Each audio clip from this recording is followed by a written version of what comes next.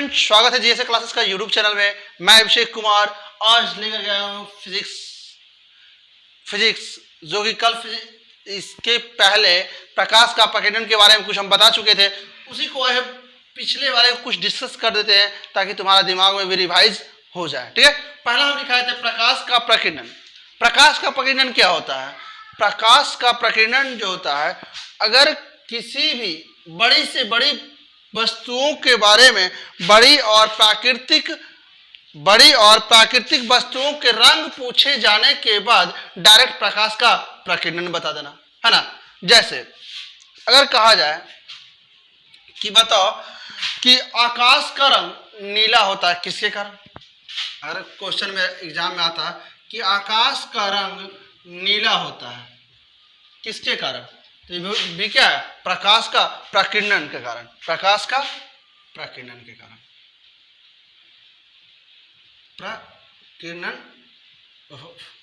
प्रकाश का प्रकीर्णन के कारण ठीक है सर। यानी मेरे कहने का मतलब हुआ कि ब्रह्मांड में कोई भी बड़ी से बड़ी वस्तुओं के बारे में रंग को पूछा जाए तो डायरेक्ट बिल्कुल हिट शॉट मारना कि प्रकाश का प्रकीर्णन। अगर ऑब्जेक्टिव में ये पूछते रहता है, हर एक बार 10th का एग्जाम में पूछता है कि प्रकाश का रंग नीला किसके कारण होता है, तो प्रकाश का प्रकीर्णन के कारण। तो वो नहीं याद रखना, डायरेक्ट ये याद रखना कि बड़ी से बड़ी वस्तुओं के बारे में रंग के बारे में पूछा जाए तो क्या मानना है? डायरेक्ट प्रकाश का प्रकीर्णन के कारण। अगर बादलों और कोहरे का रंग सफेद दिखाई पड़ता है, किसी कारण? प्रकाश का प्रकीर्णन के कारण। लिखना है तो नोट में लिखना, बादलों और कोहरे का सफेद रंग किसके कारण दिखाई पड़ता है? प्रकाश का। एग्जाम में पूछा जाए कि सूर्य का लाल रंग दिखाई पड़ता है, किसके कारण? तो प्रकाश का प्रकीर्णन के कारण। और समुद्र का नीला रंग दिखाई पड़ता है, किसके कारण? प्रकीर्णन के कारण। क्योंकि बहुत बड़ी बात कर रहे हैं, समुद्र का, आकाश का, ये बादल का, कोहरा का, ये सब बहुत बड़ी बात कर रहे हैं, तो ये सब क्या है? डायरेक्ट मारना है हिट शॉट प्रकीर्णन के कारण। ठीक है। और अगर बात करते हैं साबुन का जो झाग निकलता है, जैसे साबुन लगाते हो या फिर कपड़ा जो साफ करते हो तो उस वक्त क्या होता है? झाग निकलता है। जैसे सब कपड़ा साफ करें, इसके ऊपर में झाग निकलता है कि नहीं? तो उसका जो रंग हल्का ब्लू दिखता है कि नहीं? तो किसके कारण होता है? तो भी क्या है? प्रकाश का प्रकीर्णन के कारण। किसके कारण? प्रकाश का प्रकीर्णन के कारण। ठीक है सर स्टूडेंट, समझ में आएगा? चलो अगला और बताते हैं। ठीक है सर। तो नेक्स्ट एक बात और याद रखना कि प्रकाश के प्रकीर्णन के बारे में किसने बताया था? तो सीवी रमन 1930 ईस्वी में सीवी रमन ने इसी को 1930 ईस्वी में नोबेल पुरस्कार से सम्मानित किया गया था। ठीक है, किसको? सीवी रमन को। और साथ ही साथ दो इंपॉर्टेंट चीज याद रखना कि सबसे ज्यादा प्रकीर्णन किस रंग का होता है? क्या बोले हम? सबसे ज्यादा प्रकीर्णन किस रंग का होता है? हम शॉर्ट में लिखते हैं, जो बोलते हैं उसको नोट करते जाना, क्लियर हो जाएगा। ठीक है, सबसे ज्यादा जो प्रकीर्णन होता है वो बैगनी रंग का होता है। किसका होता है? बैगनी रंग का। किसका बोले? बैगनी रंग का सबसे ज्यादा प्रकीर्णन होता है बैगनी रंग का। और सबसे कम प्रकीर्णन किसका होता है? सबसे कम प्रकीर्णन जो होता है किसका? लाल रंग का। हम क्या बात कर रहे हैं? प्रकीर्णन की बात कर रहे हैं, तरंगदैर्घ्य की बात नहीं कर रहे हैं। तरंगदैर्घ्य में होता है कि सबसे ज्यादा लाल रंग का और इसका कम होता है। ठीक है, बट इसमें क्या है? सबसे ज्यादा होता है किसका? बैगनी का सबसे ज्यादा होता है प्रकीर्णन, और सबसे कम किसका होता है? लाल रंग का। इसी कारण से देखते हो, अगर तरंगदैर्घ्य इसका ज्यादा है तभी तो दूर से दिखाई देता है लाल रंग, और इसका तरंगदैर्घ्य कम है तभी तो दूर से ही, बहुत ही कम ही दूर तक इसका लाइट पहुंच पाता। ये किसके कारण होता है? तरंगदैर्घ्य के कारण। बट हम प्रकीर्णन की बात करें, प्रकीर्णन जो होता है जो एटमॉस्फेयर में क्या हो जाए? विलुप्त ना हो। जैसे लाल रंग, क्या अगर कहीं टॉर्च जल रहा है लाल, या कहीं लाइट जल रहा है लाल, क्या दूर से ही दिखाई पड़ता है? क्या उसमें विलुप्त हो जाता है? उसमें मिल जाता है एटमॉस्फेयर में, वायुमंडल में? नहीं मिल पाता है। क्यों? क्योंकि इसका प्रकीर्णन जो है क्या होता है? तरंगदैर्घ्य ज्यादा होता है, और इसका जो बोले तो प्रकीर्णन क्या होता है, सबसे कम होता है, सबसे कम होता है प्रकीर्णन, और इसका प्रकीर्णन क्या होता है, सबसे ज्यादा। ये क्या होता है, तुरंत एटमॉस्फेयर में ही विलुप्त हो जाता है, यानी कि वायुमंडल में ही विलुप्त हो जाता है। बैगनी रंग दूर तक के नहीं पहुंच पाता है और ना ही ये डिस्टेंस को कवर कर पाता है। इसी कारण से इसका तरंग दैर्घ्य क्या है, सबसे सॉरी प्रकीर्णन क्या है, सबसे ज्यादा। ठीक है सर। तो अब हम नेक्स्ट बात करते हैं। कल हम बताए थे प्रकाश का परावर्तन, कल हम बताए थे प्रकाश का परावर्तन के बारे में, आज उसके बारे में कुछ डिस्कस कर लेते हैं। उसके बारे में प्रकाश का परावर्तन के बारे में हम बताए थे, जो क्या है, हम ये बताते कि प्रकाश के परावर्तन का दो नियम होता है। क्या नियम, दो नियम होता है। कौन कौन, आपतन कोण, परावर्तन कोण तथा अभिलंब, सॉरी आपतित किरण, परावर्तित किरण तथा अभिलंब तीनों कहाँ होता है, एक ही बिंदु पर। इसको बोलते हैं आपतन बिंदु। क्या बोलते हैं, आपतन बिंदु। ठीक है।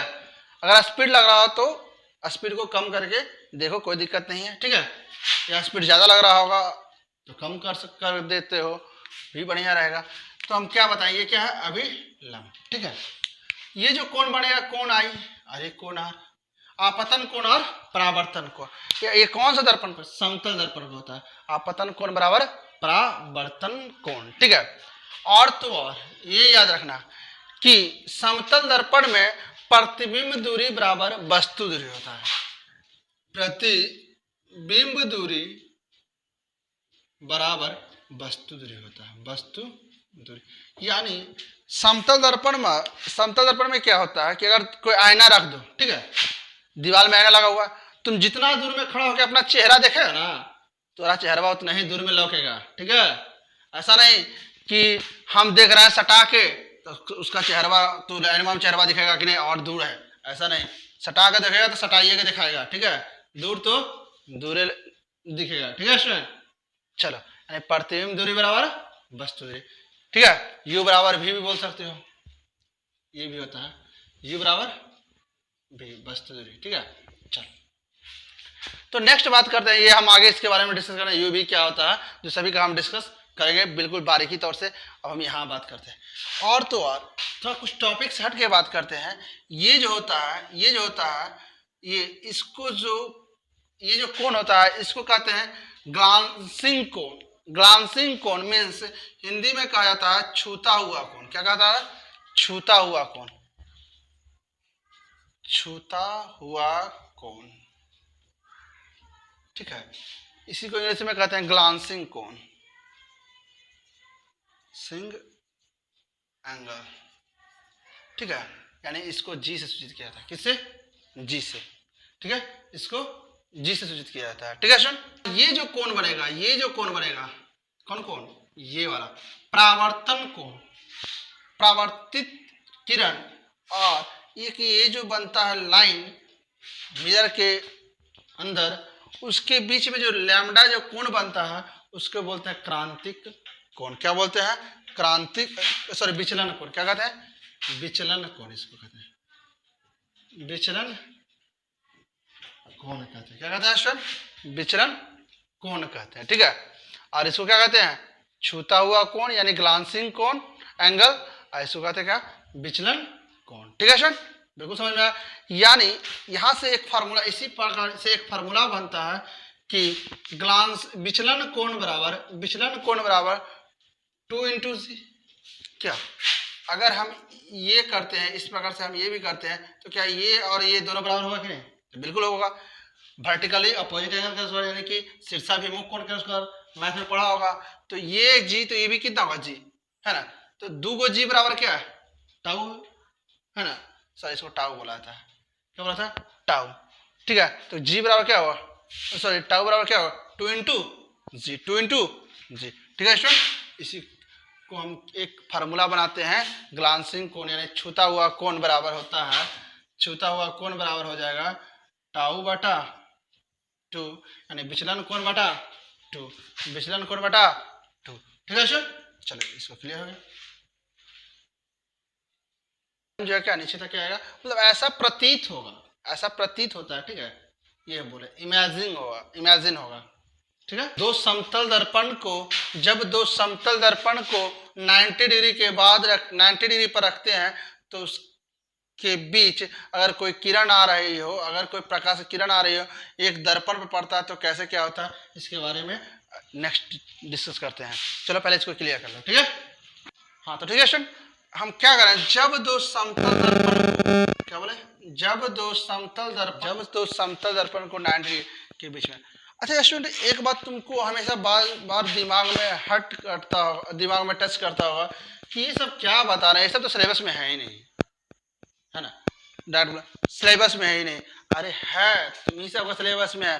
क्या बुक जो होता है कि एनसीईआरटी होता है, आलोक प्रकाशन का होता है, बीटीबीसी होता है, मतलब भारतीय भवन का होता है, बहुत सारा प्रकार, तो कुछ कुछ पॉइंट जो है ना इसमें रहता था, कुछ इसमें नहीं रहता। तो हम ये चाहते हैं कि सभी को लेके चलें।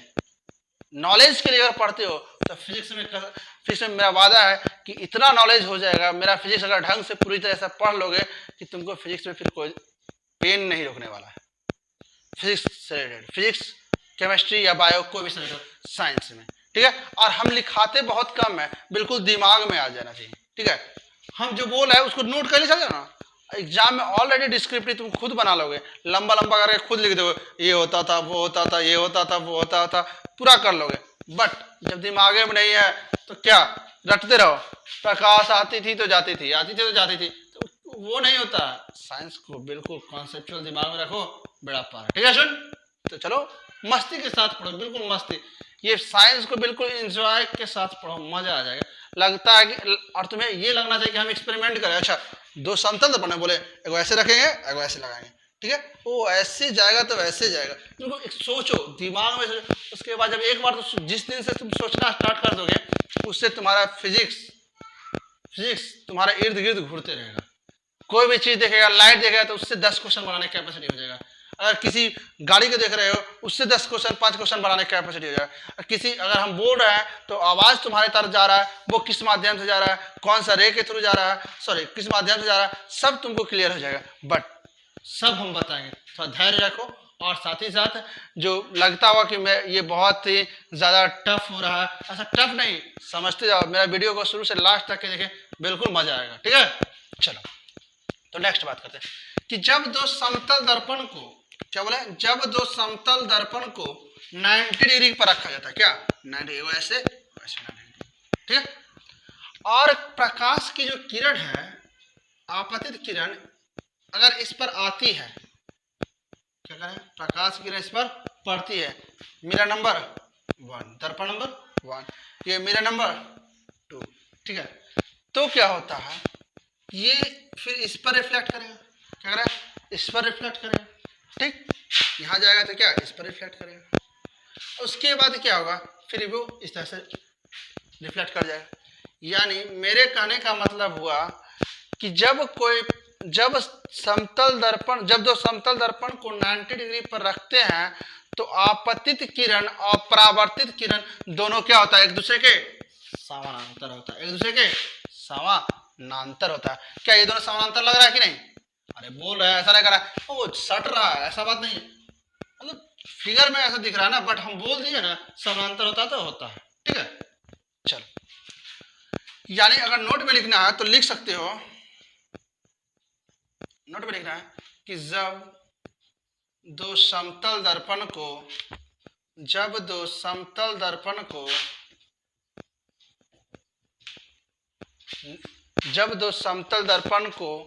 90 डिग्री पर रखते हैं तो पहला तो आपतित किरण और परावर्तित किरण दोनों एक दूसरे के समानांतर होती है, एक दूसरे के समानांतर होती है। बाकी अपना कहानी जैसे बनाओ, अपना कहानी में दम होता है, पता होना चाहिए। लोगों की कहानी में दम नहीं होता है। टोले मोहल्ले में सुना होगा कि अपना कहानी बनाओ, पापा मम्मी भी कहते होंगे टोला मोहल्ला, अरे अपना कुछ करो ना यार, दूसरा पे क्या ये कर रहे हो, अपना कहानी बना। उसी प्रकार से ये सब्जेक्ट भी कहता है, ये साइंस भी कहता है, ये हर एक सब्जेक्ट में ये कि अपना लॉजिक बना। अरे किताब में तो सब किताब में लिखल रहता है अपना लॉजिक, मजा आ जाएगा, नशा आ जाएगा फिजिक्स का, ठीक है। चलो क्लियर, तो नेक्स्ट बात करते हैं। हाँ तो ठीक है स्टूडेंट, नेक्स्ट बात करते हैं कि जब दो समतल दर्पण को 60 डिग्री पर रखते हैं, किस डिग्री पर, 60 डिग्री पर रखते हैं, तो क्या होता है, आपतित किरण मीन्स इस पर कोई किरण आया है तो क्या होगा, इस पर जब किरण आया तो इस प्रकार से इस पे टकराएगा, ठीक है। जब वो टकराएगा तो क्या होगा, दर्पण को 60 डिग्री के बीच में रखते हैं, यानी 60 डिग्री के कोण के साथ रखते हैं, तो क्या होता है, आपतित किरण मान लो कि दर्पण नंबर 1, ये दर्पण नंबर 2 है, ठीक है। दर्पण नंबर 1 और दर्पण नंबर 2 एक पर आके पड़ती है तो वो क्या हो जाएगा, दूसरा के समान, मींस किसके समांतर आ रहे थे, दर्पण नंबर 2 के समांतर, यानी समतल दर्पण जो ये है इसके समानांतर प्रकाश की किरण आ रही थी, आ रही कि नहीं, बिल्कुल समांतर आ रही। अब वो जो जाएगी वो किससे समांतर जा रहा है, नहीं हो रहा, किसके से समांतर जा रहा है, इसके से समांतर जा रहा है ना, ये और ये समांतर है। यानी मेरे कहने का मतलब लॉजिक बना है कि आपतित किरण जब दर्पण किसी दर्पण पर पड़ती है, किसी एक दर्पण पर पड़ती है तो परावर्तित किसी अलग दर्पण यानी दर्पण नंबर 2 के समांतर परावर्तित होती है, ठीक है सर, समझ आया होगा। तो कैसा कैसे इसी पर आएगा तो ऐसा होगा, क्या इस पर आएगा तो नहीं होगा, तो हाँ दर्पण नंबर 1 पर लाकर डालो प्रकाश को या 2 को किसी पर भी लाकर डालो कोई दिक्कत नहीं, रिफ्लेक्ट जो होगा वो एक दूसरे के समांतर ही होगा, ठीक है सर। चलो क्या इस पर आगे पड़ रहा है, ठीक है, प्रकाश इस पर आगे पड़ रहा है, इसके समांतर आया तो यहाँ आएगा, ठीक। उसके बाद क्या है, इसके बाद होगा ये रिफ्लेक्ट करेगा इस प्रकार से रिफ्लेक्ट करेगा, ठीक है नहीं, तो ये रिफ्लेक्ट करेगा, क्या इसके समांतर ये हो गया, इसके समांतर ये हुआ नहीं, क्या इसके समांतर ये इसके समांतर ये है कि नहीं, तो किसी दर्पण में लाकर रखो, जरूरी नहीं कि इस पर लाकर रखो, इस पर डालो प्रकाश या इस पर डालो, किसी पर भी डालो उतना ही होगा, ठीक है। मैं समझाने का ये लॉजिक था, अगले दर्पण के समांतर प्रकाश परावर्तित हो जाती है, ठीक है सर। चलो नेक्स्ट बात करते हैं, कहीं कहीं तुमको और भी पढ़ने का मिलेगा स्टैंडर्ड लेवल में, स्टैंडर्ड लेवल में क्या मिलेगा कि दो समतल दर्पण द्वारा बढ़ने वाले प्रतिबिंबों की संख्या कितनी होती है, तो इसका एक फार्मूला याद रखना, 360 बटा थीटा माइनस 360 डिग्री बटा थीटा माइनस, अगर बोलेगा कि 90 डिग्री के बीच में है तो क्या हो जाएगा, अगर 90 डिग्री के बीच में 360 बटा 90 और माइनस 1 कर दो तो 4 माइनस है कितना गया 3 को प्रतिबिंब, ठीक है। इसी प्रकार से सभी क्वेश्चन डील हो जाएगा।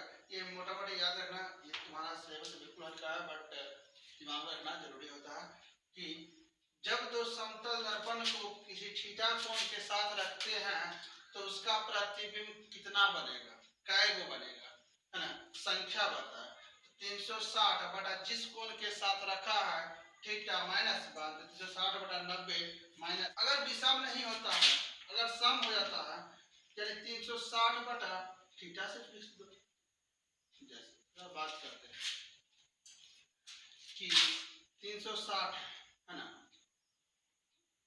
360 के बीच दोनों दर्पण जो 120 डिग्री के बीच में रखा है कोण को, तो उसमें प्रतिबिंब कितना बनेगा, तो काट दो कितना बनेगा, यानी इसमें कितना बनेगा, दिशा तो ऑलरेडी आ ही रहा है, हमेशा दिशा के रूप में होना चाहिए, ठीक है, ठीक है सर। तो समझ में आया होगा, नहीं समझ में आया तो थोड़ा मैं वीडियो को पॉज कर बैक जा करके फिर से रिपीट करके देखो, बिल्कुल समझ में आएगा, एक बार नहीं, 2 बार नहीं, 3 बार नहीं, ये रिकॉर्डेड वीडियो है, समझ में आएगा, ठीक है। तो अगर समझ में आया तो मेरे चैनल को लाइक और सब्सक्राइब जरूर करें।